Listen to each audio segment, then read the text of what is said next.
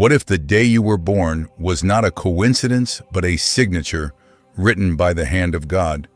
What if, long before your first breath, heaven marked that exact moment on its calendar and whispered, "This one will be set apart"?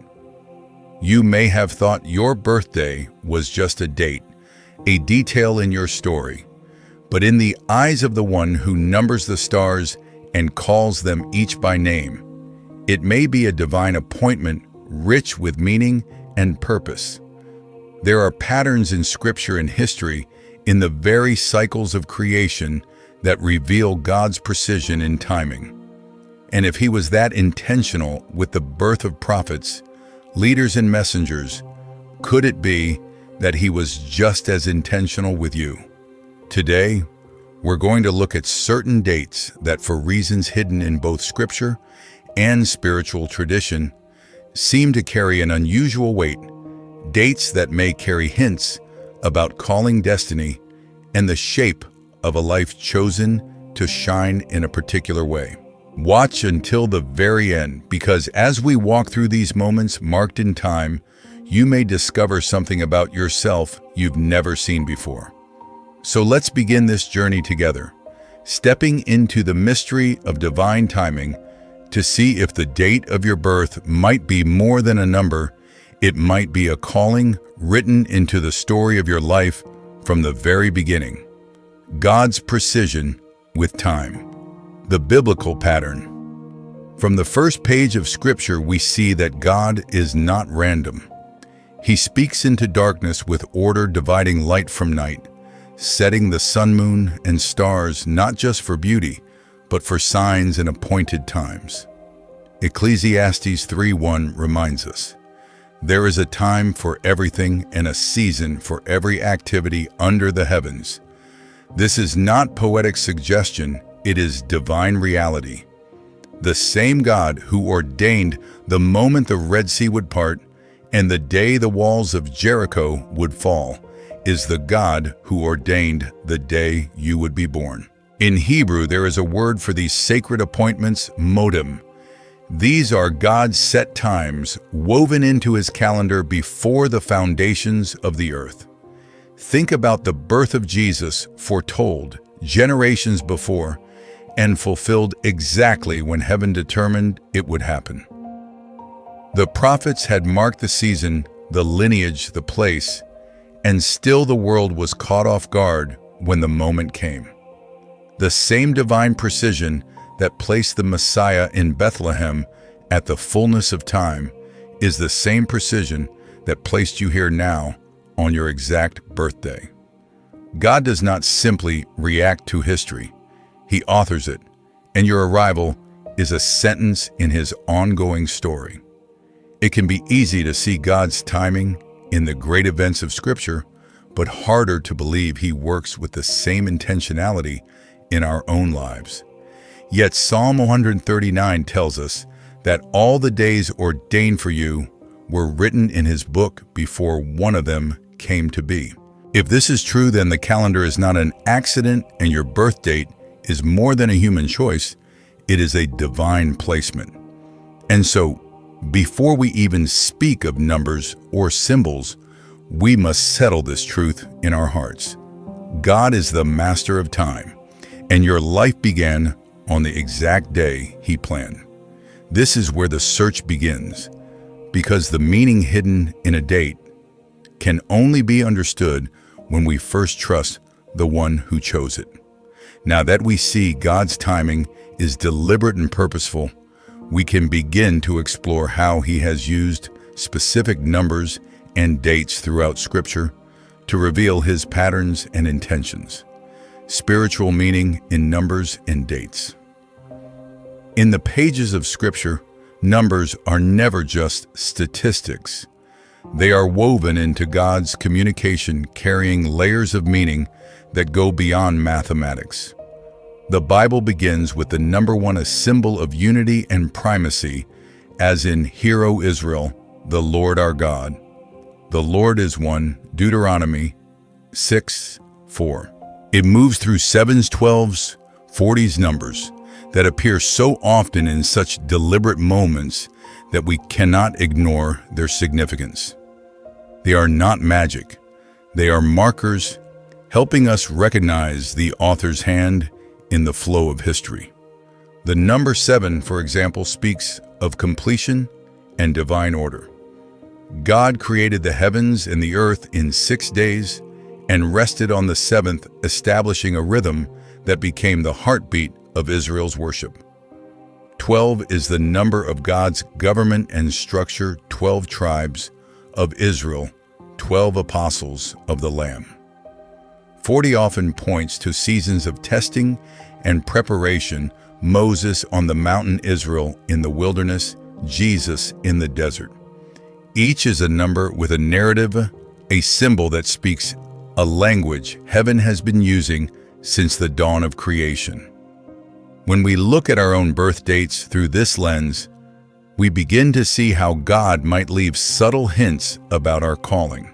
A date marked with a 7 might whisper of a journey towards spiritual maturity and wholeness. A birthday that falls in a season of biblical feasts could echo themes of freedom, redemption, or renewal. Even the way numbers repeat, such as double 7s or triple 3s, can be a poetic rhythm in the way God tells your story. But we must hold this truth with humility. Numbers are signposts, not the destination. They can confirm what God is already speaking to your heart, but they do not replace His voice. They can encourage us to lean in and listen more closely, but they cannot write the script of our lives. That is the work of the one who calls us by name. Once we understand this symbolic language, the next step is to see how God has, in specific moments, orchestrated births with perfect timing to align with His plan, a pattern that stretches from the Scriptures to this very moment in your own life. The appointed birth, stories from Scripture. From Genesis to the Gospels, God marks certain births with divine precision, using them as turning points in His redemptive story. Jeremiah 1:5 declares, "Before I formed you in the womb, I knew you. Before you were born, I set you apart." This is not poetic exaggeration. It is a statement of fact from the one who authors life. When God chooses a life for a specific purpose, He also chooses the exact time that life will begin. Consider Isaac, the long-awaited son of promise. God told Abraham and Sarah not only that they would have a son, but when. At the appointed time next year, the Lord said, and it happened exactly as promised. Isaac's birth was not simply a joyful family moment. It was the fulfillment of a covenant timed perfectly to align with God's unfolding plan. Look at John the Baptist. His conception was announced in the temple. His father struck silent until the day of his birth. He arrived precisely when prophecy required 6 months before Jesus, so that his life would intersect perfectly with the Messiah's, preparing the way for him. The timing was not flexible, it was intentional. Even the birth of Jesus himself was orchestrated to the smallest detail.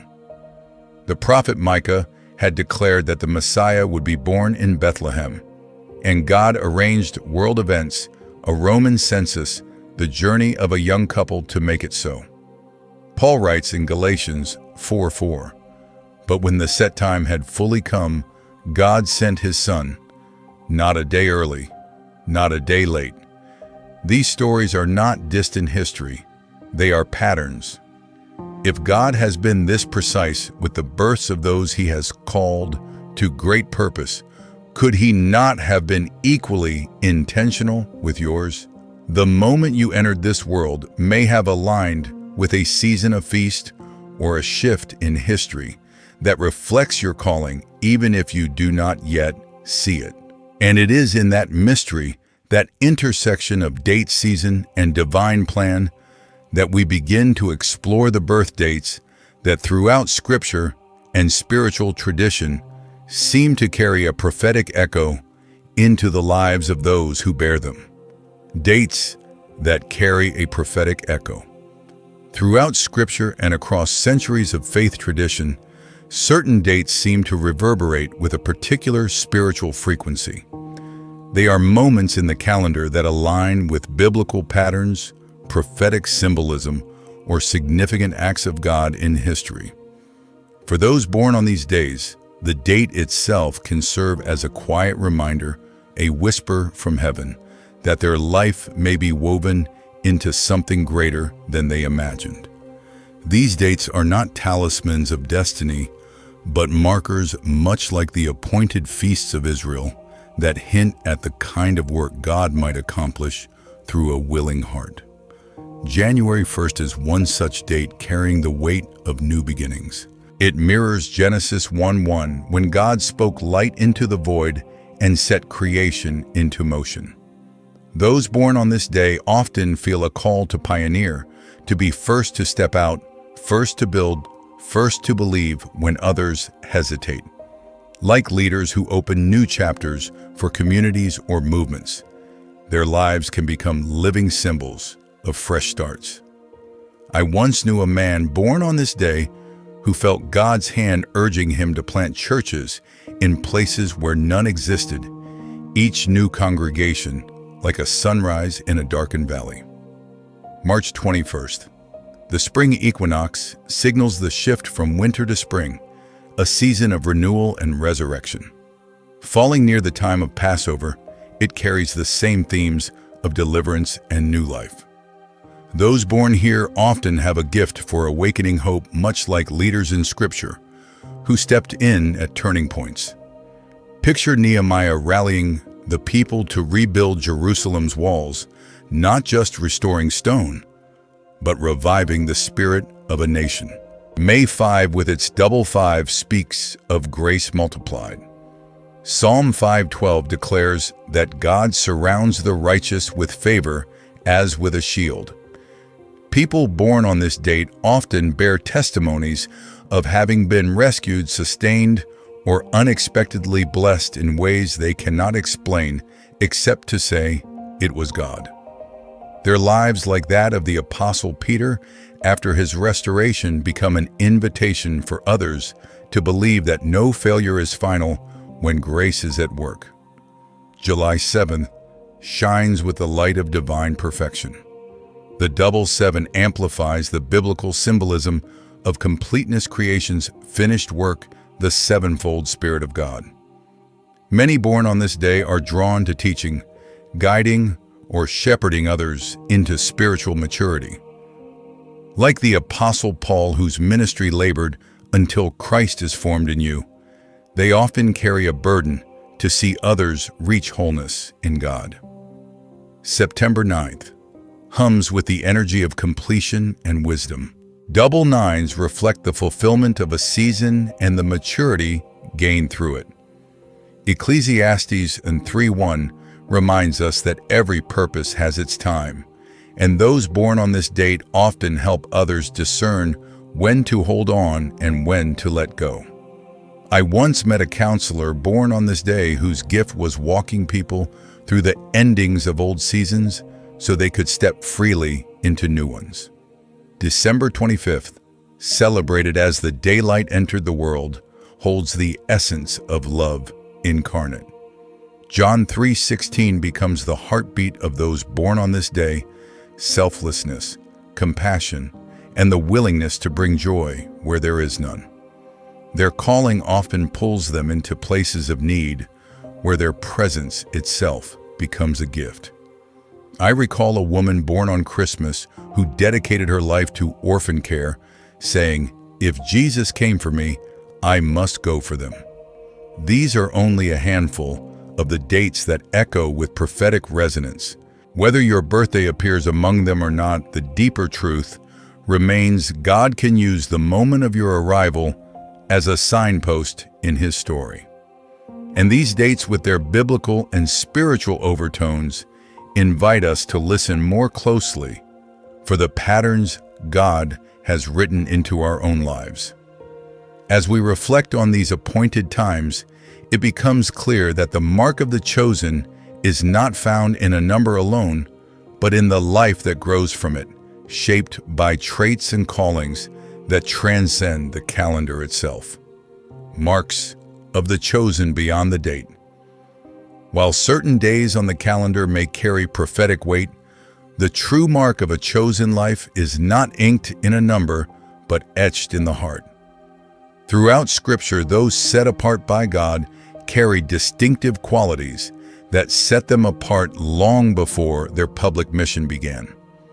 These were traits forged in obscurity, shaped by trials, and refined by the Spirit's quiet work. They are the fingerprints of heaven upon a life. One of the most common is a persistent sense of purpose. Even when circumstances seem ordinary or even hostile, there is a deep knowing that you were made for something beyond the visible horizon. Moses felt it in Pharaoh's palace before he ever stood before the burning bush. David carried it in the shepherd's field before a single stone ever struck Goliath. Those who are chosen often walk through seasons of delay and detours, but the call inside them refuses to die. Another mark is deep empathy, a kind of spiritual sensitivity that feels both like a gift and a burden. It allows you to enter another's pain and see what others overlook. This was the heart of Nehemiah when he heard of Jerusalem's broken walls, the grief of Jeremiah, who wept over his people, and the compassion of Jesus, who was moved at the sight of the crowds. Those marked in this way often find themselves standing in the gap for others, interceding when no one sees, loving when it costs the most. There is also an unusual shaping through life events. The chosen often endure trials that appear unfair, yet these very experiences prepare them for the work ahead. Joseph's betrayal, exile, and imprisonment were not detours, they were the very road that led him to the palace. In the same way, many find that their most painful seasons become the soil where their calling takes root.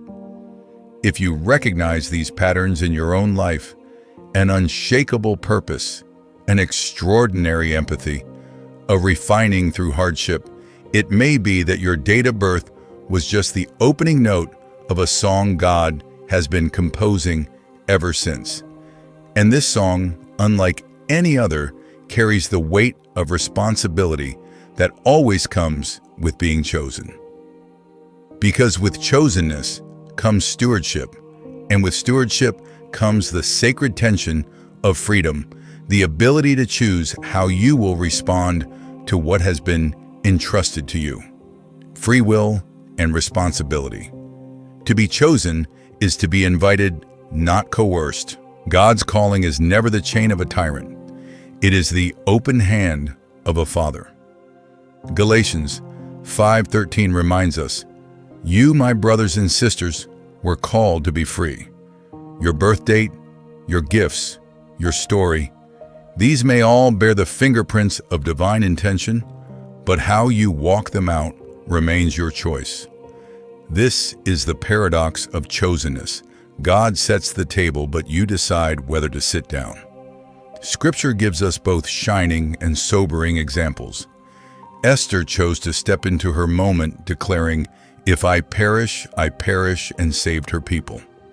Samson, called from birth, allowed compromise to weaken his strength until the very end when he finally surrendered it back to God. Each had a divine appointment. Each had the power to accept or resist it. Free will is not the absence of calling, it is the proving ground of it. A birth date may align with prophetic patterns, a number may carry symbolic meaning, but those are only invitations to listen more closely. The weight of a chosen life rests in daily choices to obey, when it's inconvenient to love, when it's costly to forgive, when it hurts to remain faithful, when the path grows long. And so the calendar may point to your potential, but it is your choices that write your legacy. Every day you rise and align yourself with God's heart, you affirm the purpose He saw when He breathed life into you. Every day you resist His leading you, delay the fullness of what could be. Chosenness is both privilege and responsibility, and it will always call you to more than you think you have to give, because God intends to supply what you lack. This is why discovering the meaning behind your birth date is only the starting point. The deeper journey is learning to cultivate and steward what has been placed within you, so that your life not only bears the marks of being chosen, but the fruit of living as one who chose God in return. And this, more than any date on a calendar, is what reveals the true depth of your calling.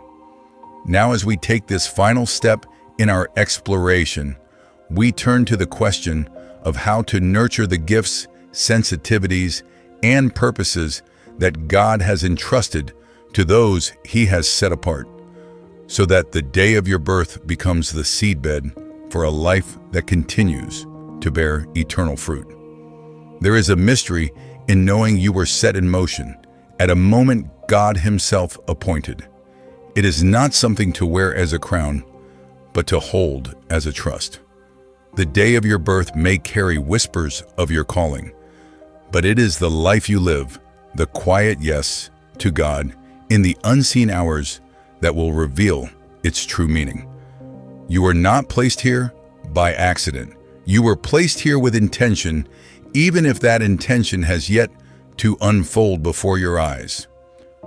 Scripture tells us that our times are in His hands, and that truth is both comfort and calling. If something in this message has stirred you, take it to prayer. Ask the one who knows the number of your days what He had in mind when He formed you. And if you feel led, share your story or your questions in the comments. You never know whose heart might be encouraged by what you have walked through. If this word has been a blessing, I invite you to like and share it so others can find the encouragement they need. And if you wish to continue this journey of discovery together, subscribe and walk with us as we seek the deeper path of the chosen.